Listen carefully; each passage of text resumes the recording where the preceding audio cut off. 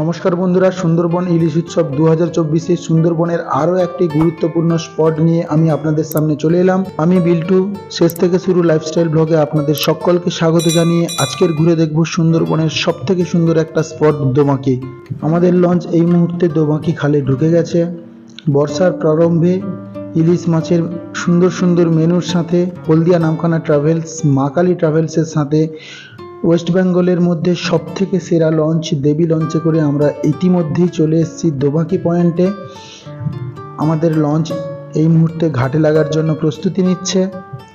চলুন সবাই মিলে একসঙ্গে ঘুরে দেখব দোমাকি। দোবাকি ঘাটে ক্যানিংয়ের আরও একটি বোট তাদের গেস্ট নামাচ্ছে দোবাকিতে। ওই বোটের গায়ে ডান সাইডে যে প্লেসটা আছে ওতেই আমাদের লঞ্চটা প্লেস করাচ্ছে। লঞ্চটা প্লেস হলেই আমরা নামতে শুরু করব।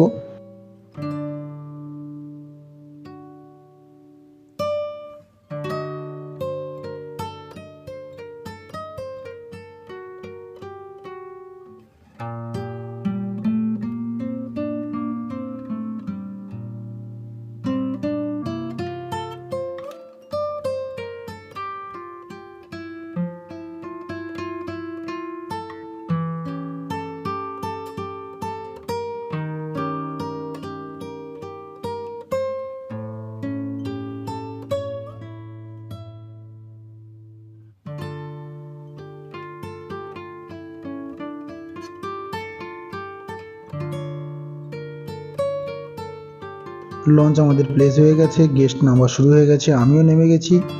চলুন তাহলে দোমাকি একটু ঘুরে দেখি। এই তো আমাদের লঞ্চ দাঁড়িয়ে আছে আর আমাদের গেস্টও আসছে পেছনে। চলুন তবে যাওয়া যাক।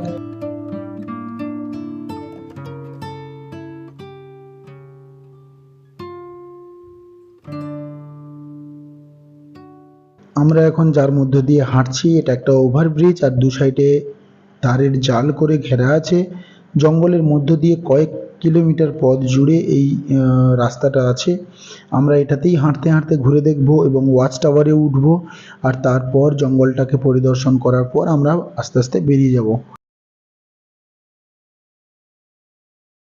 আমরা এখন যে জঙ্গলটার মধ্য দিয়ে যাচ্ছি এটা কিন্তু সম্পূর্ণ ওপেন জঙ্গল, আর এই পুরো জঙ্গলটাতে আমাদের এই ওভারব্রিজের নিচ থেকে শুরু করে দু সাইডে যে জঙ্গলটা দেখতে পাচ্ছেন পুরো জঙ্গলটাতে কিন্তু জীবজন্তু খোলামেলাভাবে ঘোরাঘুরি করে।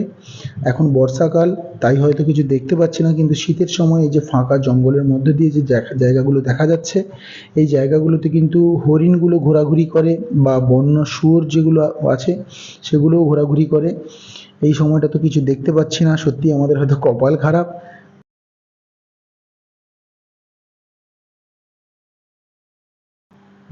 আচ্ছা, এই দুই সাইডে যে গাছগুলো দেখতে পাচ্ছেন এগুলোর কিন্তু বেশিরভাগই কিন্তু কেওড়া গাছ, যে কেওড়া ফলটা কিন্তু খাওয়া যায়। আর এছাড়াও জঙ্গলের বিভিন্ন গাছ আছে, গেওয়া, গোরান, কিন্তু এদের মধ্যে বেশিরভাগটাই কিন্তু কেওড়া গাছ। এবং এই কেওড়া গাছের ছোট ছোট প্ল্যান্ট এখানে কিন্তু করা হয় এবং সেগুলোকে কিন্তু যে সমস্ত খালি জায়গাতে কিন্তু জঙ্গলে রোপণ করা হয়। দেখতে পাচ্ছেন এই সাইডে ছোট ছোট প্ল্যান্টগুলো তৈরি করা হয়েছে।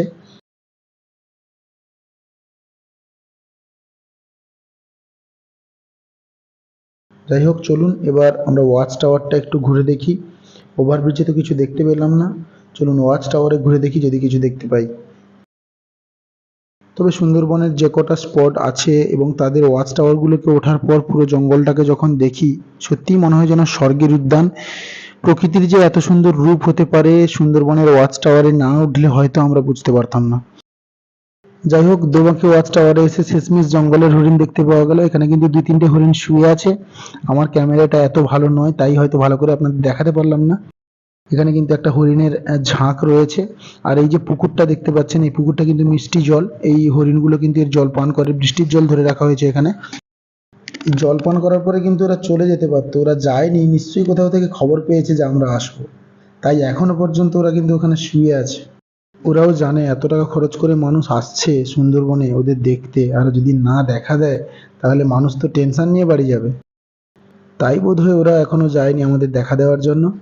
যাই হোক, ওয়াচ টাওয়ার ঘোরা হয়ে গেল, চলুন এবার বাকি রাস্তা হেঁটে যাওয়া যাক। যাই হোক, আমরা ওয়াচ টাওয়ার ঘুরে হাঁটতে হাঁটতে চলে এসেছি। ডান সাইডে যে রাস্তাটা দেখতে পাচ্ছেন এটা ফরেস্ট অফিস যাওয়ার রাস্তা, এটা গেস্টদের জন্য নয়।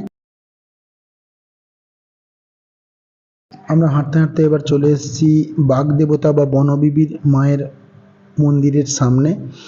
এখানে ছোট মায়ের মূর্তি রাখা আছে, ছোট করে মন্দির একটা বানানো আছে এখানে। এই হচ্ছে আমাদের বনদেবী।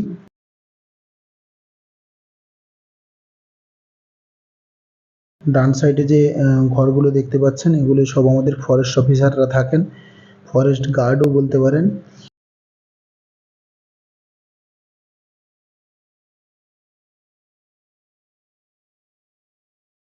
জঙ্গলের মধ্যেও কত সুন্দর নারকেল গাছ এবং এখানে ডালিম গাছ রয়েছে।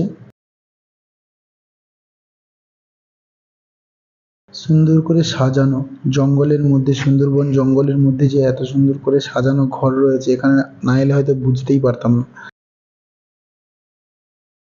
যাই হোক, এদিক দিয়ে একটা রাস্তা আছে, এটা ব্লক এখনো।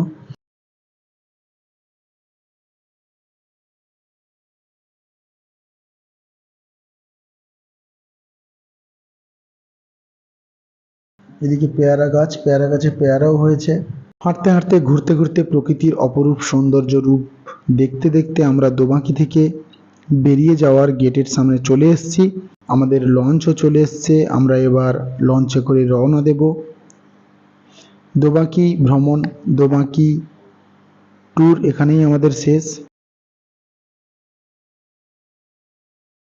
যাই হোক, আমি যতদূর জানি সুন্দরবনে যে সকল গেস্ট ঘুরতে আসে তাদের মধ্যে 70% গেস্টের মনে এটুকু আশা থাকে, এটুকু আশা নিয়ে ওরা আসে যে সুন্দরবন যাচ্ছি, বাঘ দেখবো, হরিণ দেখবো, কুমির দেখবো।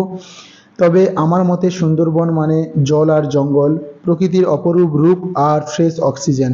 আর এগুলো উপভোগ করার জন্য সুন্দরবনের মতো বেস্ট প্লেস আর কোথাও নেই। তবে জানি না আমার এই ছোট্ট ভিডিওর মাধ্যমে আপনাদের সামনে সুন্দরবনের এই মনোমুগ্ধকর পরিবেশটা কতটা তুলে ধরতে পারলাম। তবে আমার মনে হয় সুন্দরবনের এই অপরূপ রূপের স্বাদ গ্রহণ করতে গেলে আপনাকে নিজেকেই এখানে আসতে হবে, যেটা ভিডিওর মাধ্যমে অনুভব করা সম্ভব নয়। সকলে ভালো থাকবেন, নমস্কার।